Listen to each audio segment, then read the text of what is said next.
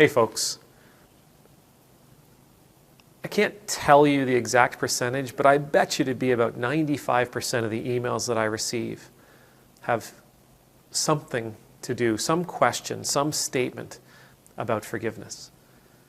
How do I forgive someone for doing this? How do I forgive someone for doing that? How do I forgive a mother, a father, a sister, a brother? How do I forgive a spouse? I can't forgive them. I can't forgive for what they've done. I hold on to it forever. Forgiveness is a big deal in our world. It's a big deal in our society. It's a big deal in our lives. It's really super important. Jesus talks about it a fair bit. Of all the things Jesus talks about, forgiveness seems to be a pretty major theme.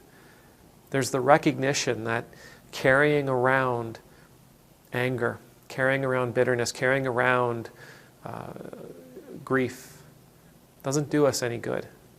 It doesn't do us personally, and it doesn't do us as a community any good. Forgiveness is important.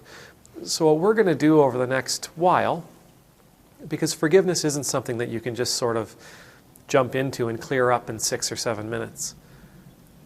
I'm going to try to make it a point that every week we're going to talk a little bit about forgiveness. So if you have any questions or anything to add about forgiveness, send me an email. And in the subject line, say forgiveness. And I'll do my best to include what you have to say or your question in a talk at some point. I won't use any of your details. I'll just use your premise.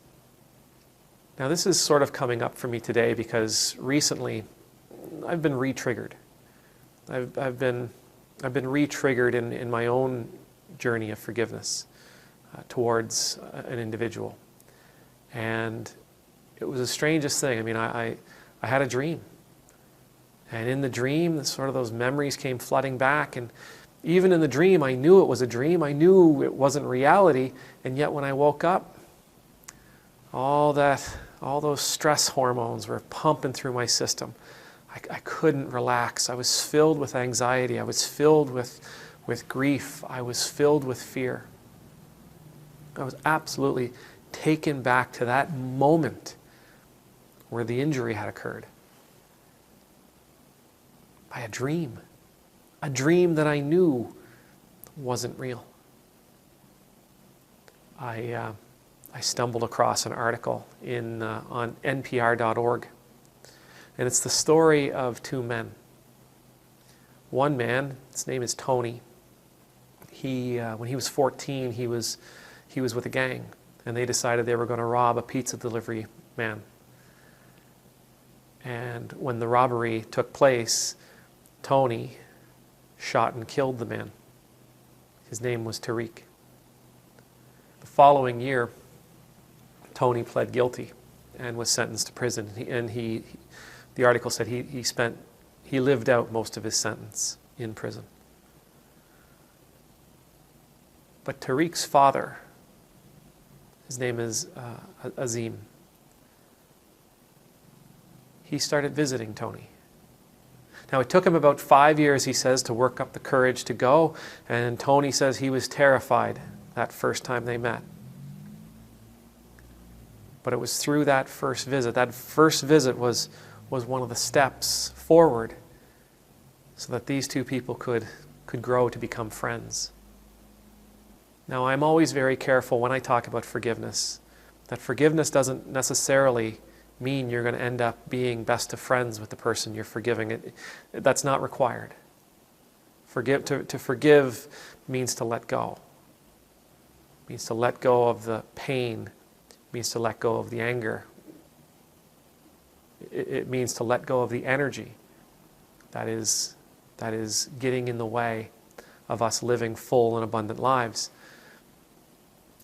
The reason I'm telling you this story, and I'm going to include a link in the description because it's a beautiful story, it shares a lot of information. It shares some really good, helpful, if you can read it and treat it as a case study, it shares some really good, helpful hints as to how to forgive. But it also shares a lot of things that may not fit your particular context. It shares a lot of things that you might not be interested. It shares a lot of things that may not work for you and I.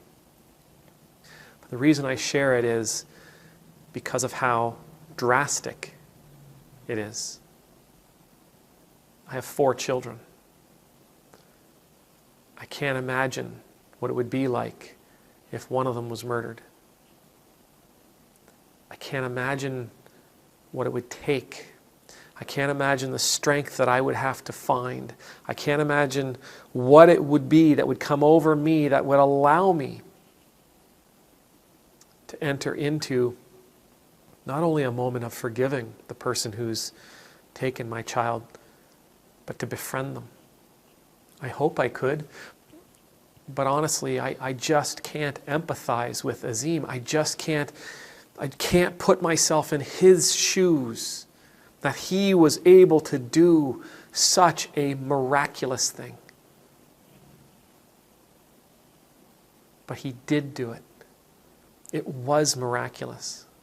And what this tells me is, and what I hope it tells you, is that no matter where you are in your life, no matter what it is you're carrying,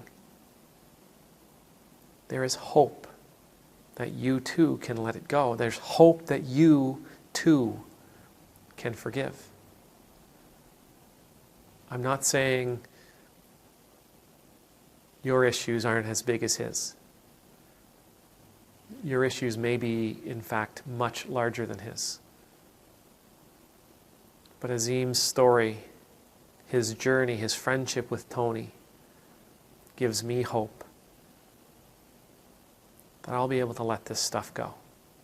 That I will be able to forgive. If he can do it, I can too.